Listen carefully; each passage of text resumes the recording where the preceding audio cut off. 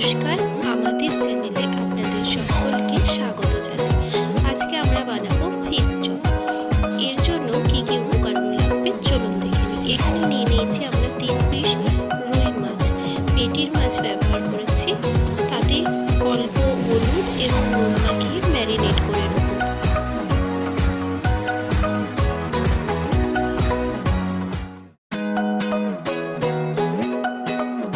পাত্রে জল গরম করতে দিয়েছি। জলটা ভালো করে গরম হয়ে যাওয়ার পর মাছগুলোকে দিয়ে দেবো। মাছগুলোকে এই জলের মধ্যে ভালো করে ফুটিয়ে সেদ্ধ করে নেব। মাছটা সেদ্ধ হোক ততক্ষণ আমরা বাকি উপকরণগুলো দেখে নিই। এখানে কুচনো পেঁয়াজ, কুচনো আদা, রসুন এবং কাঁচা লঙ্কার কুচি নিয়েছি, ধনেপাতা কুচি, সেদ্ধ করে রাখা আলু আর আদা রসুন বাটা। এইবার জলটাও ভালো করে ফুটে গেছে এবং মাছটাও ভালোভাবে সেদ্ধ হয়ে গেছে। এবার এই মাছটাকে আমি একটা পাত্রে নামিয়ে নিয়েছি। এবার মাছের মধ্যে থেকে আমি কাঁটাগুলোকে বার করে নিচ্ছি। পেটির মাছ ব্যবহার করার ফলে কাঁটাগুলো সহজেই বেরিয়ে যায়। আপনারা চাইলে চাকার মাছও ব্যবহার করতে পারেন। এবার হাতে করে আমি মাছটাকে এরকমভাবে ম্যাশ করে নিয়েছি। কড়াই নিয়ে নিয়েছি সর্ষের তেল, আপনারা চাইলে সাদা তেলও ব্যবহার করতে পারেন। এরপরে আদা রসুন কুচিটা দিয়ে দিচ্ছি। আদা রসুন কুচিটা ভালো করে ভেজে নেব, এর ফলে কাঁচা গন্ধটা চলে যাবে। এইবার কড়াই দিয়ে দিলাম কাঁচা লঙ্কা কুচি, এটা আপনারা স্বাদ অনুযায়ী ব্যবহার করুন। এবার আমরা কড়াই দিয়ে দিচ্ছি পেঁয়াজ কুচি।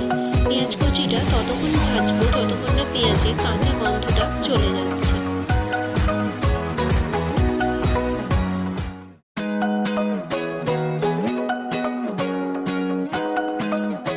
এইবার দিয়ে দিচ্ছি আদা রসুন বাটা।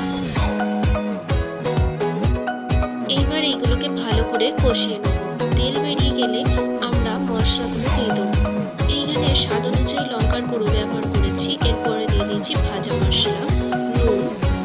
ভাজা মশলার রেসিপিটা আপনারা যদি জানতে চান আমাকে অবশ্যই কমেন্ট করে জানাবেন, আমি আপনাদের শেয়ার করে দেবো। এবার আমরা দিয়ে দিচ্ছি মাছটা। এইবার আমি দিয়ে দিচ্ছি সেদ্ধ করে রাখা আলু। এটাকে মশলার সাথে ভালো করে মিশিয়ে নেব। এইবার আমি গরম মশলা গুঁড়ো দিয়ে দিচ্ছি, সঙ্গে দিয়ে দিচ্ছি ধনেপাতা কুচি। এগুলোকে ভালো করে মিক্সড করে নেব। পুরটা আমাদের রেডি হয়ে গেছে। এবার এটাকে ঠান্ডা করতে দেব। এবার আমরা নিয়ে নিয়েছি বিস্কুটের গুঁড়ো। আর একটা পাত্রে নিয়ে নিয়েছি 4 চামচ কর্নফ্লাওয়ার এবং 1 চামচ গোলমরিচ গুঁড়ো এবং স্বাদ অনুযায়ী নুন। এইবার এইগুলোকে কর্নফ্লাওয়ারের সঙ্গে ভালো করে মিশিয়ে নেব।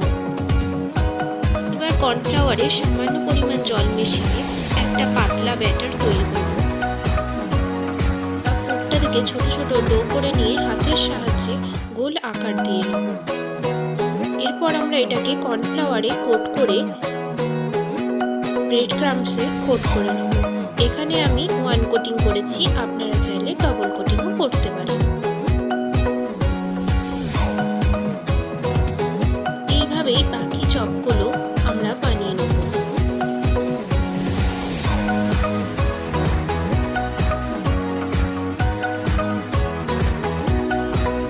এইবার আমাদের সব চপগুলো তৈরি হয়ে গেছে। তেল ভালো করে গরম হয়ে যাওয়ার পর আমরা চপগুলোকে আস্তে আস্তে ছেড়ে দেবো। চপগুলো ব্রাউন এক পিঠ না হয়ে যাওয়া পর্যন্ত আমরা অন্য পিঠে উল্টাবো। এভাবেই 2 পিঠ ব্রাউন করে আমরা ভেজে তুলে নেব। এই রেসিপিটা আপনারা বাড়িতে অবশ্যই ট্রাই করবেন এবং কেমন হলো তা আমাকে কমেন্ট সেকশনে জানাবেন। সবাই ভালো থাকবেন, সুস্থ থাকবেন। আবার অন্য দিন আসবো আবার এক নতুন রেসিপি নিয়ে।